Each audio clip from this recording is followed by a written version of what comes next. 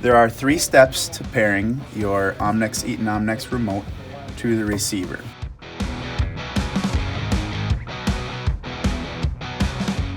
The first step is to put the transmitter in the ready to pair mode, and you do that by pressing the SB1 and the power at the same time.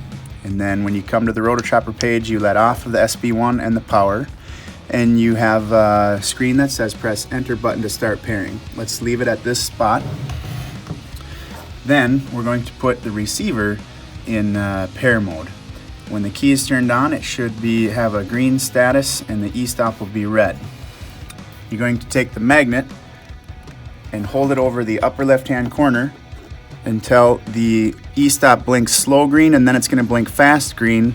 And when it does blink fast green, you can lift the magnet off and then press SB4 on the transmitter, and it is going to start pairing.